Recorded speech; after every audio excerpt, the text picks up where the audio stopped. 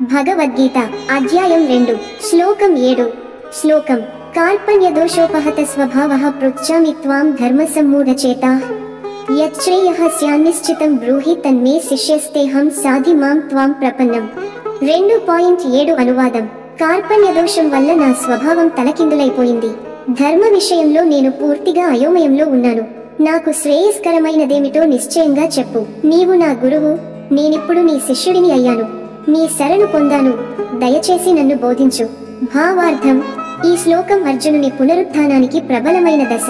ఇక్కడ అతడు మొదటిసారిగా తన అహంకారాన్ని వదులుతాడు, తన స్థితిని అంగీకరిస్తాడు. తాను అసమర్థుడని, అయోమయంలో ఉన్నాడని, తనకు మార్గదర్శనం కావాలనేది బలంగా అంటాడు. ఇక్కడి అర్జునుడు క్షత్రియుడి స్థితి నుండి శిష్యుడి స్థితికి మారతాడు. ఈ మార్పే భగవద్గీత ఆధ్యాత్మిక పాఠాలకు కేంద్ర బిందువవుతుంది. తాత్విక విశ్లేషణ: ఈ శ్లోకం మన జీవితాల్లో అత్యంత కీలకమైన ఒక ఆంతరిక మలుపును సూచిస్తుంది. నన్ను నేనెరిగానో లేదో, మనము అర్జునులానే ఏదో ఒక దశలో భయం, అయోమయం, బాధలతో మునిగిపోతాం. కానీ ఆ సమయంలో మనం సహాయం కోరడమే నిజమైన ధైర్యం. శరణాగతి అనేది ఓటమి కాదు, జ్ఞానానికి గల ద్వారం. సమాప్తి: ఈ శ్లోకంలో అర్జునుడు చేసిన ఇంట్రోస్పెక్షన్ మనందరికీ స్ఫూర్తిగా నిలుస్తుంది.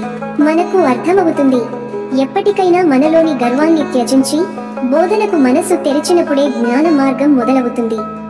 ఇలాంటి ప్రతి ఒక్క భావనను మన గుండెల్లో నిలుపుకుంటూ భగవద్గీతను మన జీవితంలో కూడా అన్వయించుకుందాం. సబ్స్క్రైబ్ చేయండి, లైక్ చేయండి, మీ అభిప్రాయాన్ని కామెంట్ రూపంలో తెలియజేయండి. ధన్యవాదములు. జై శ్రీకృష్ణ.